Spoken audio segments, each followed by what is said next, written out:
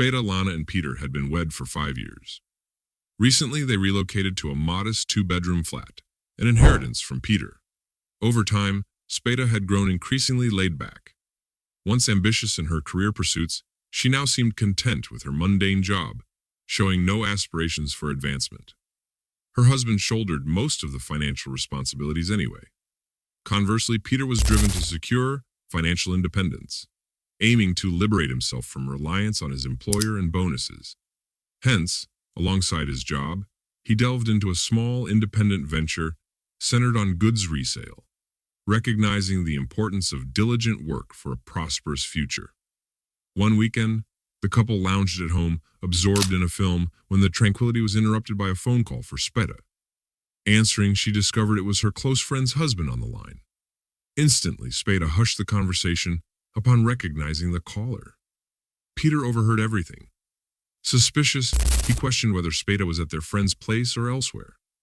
Spada, without hesitation, concocted a story, claiming they were merely watching a movie at home. She explained that due to the movie's volume, their friend hadn't heard her phone ringing and had written back instead. Relieved, the friend's husband thanked her and ended the call.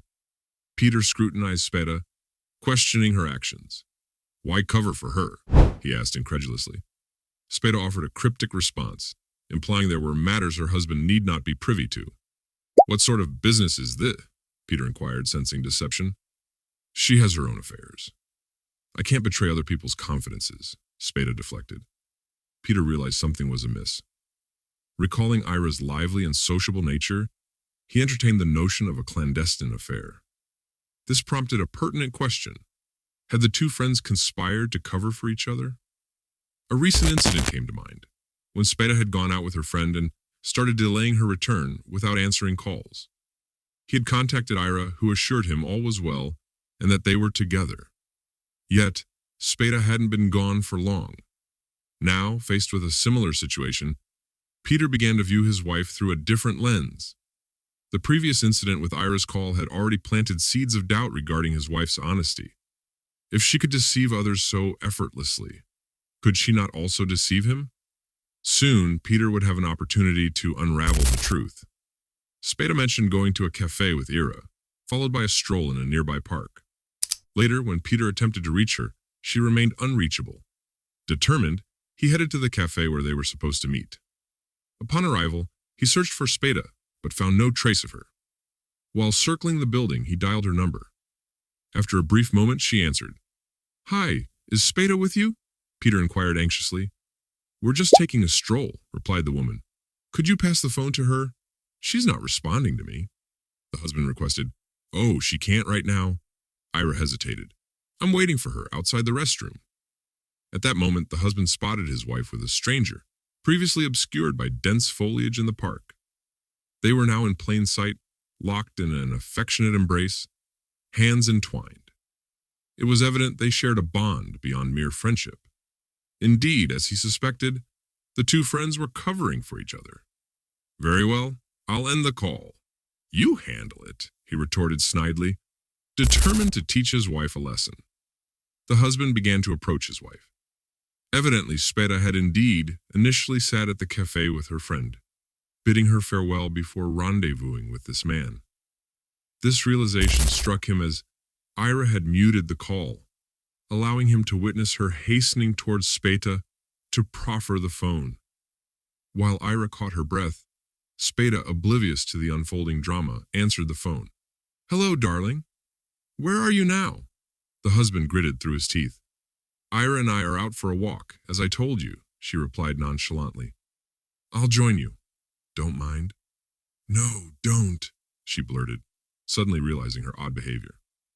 "I doubt you'd be interested in our girl talk," she finished nervously. At that moment, her husband approached the group, announcing his presence. The shock on all three faces was palpable. "Answer me quickly. Who are you?" he demanded of the stranger, who stood frozen with misfortune. "He's my brother," Ira interjected nervously, biting her lip. "Fine, Ira's brother. Are you ready to take my wife with you today?" the husband asked sternly. "Because, as of now, she's homeless and single," he added, shooting a condemning glance at his wife. Despite attempts from both friends to intervene, the husband remained resolute. Having seen through their charade, he promptly headed to Iris's husband to expose the deceitful plot, determined not to let these two concocted personas manipulate him in the future, wanting to spite Ira for covering up his wife's infidelity. The man quickly evicted the faithful spouse and then filed for divorce as expected. Her lover, counting on casual connections, did not offer her shelter, especially after their encounter with her husband in the park, threw him off balance, forcing her to tighten her purse strings and find alternative accommodation. The woman's life changed dramatically. However, in all this turmoil, a silver lining was discovered. After a couple of weeks, Ira, also banished from the marital abode, was offered to become roommates. At first, Ira's husband hesitated, but after Ira skillfully manipulated him, hinting that his actions stemmed from unreasonable jealousy, he agreed, torn between contradictory versions. He eventually stumbled upon irrefutable proof of his wife's infidelity, forcing him to take decisive action and setting off a chain of life-altering events. Thus, the two abandoned women found themselves living together, bound by bitterness and mutual blame.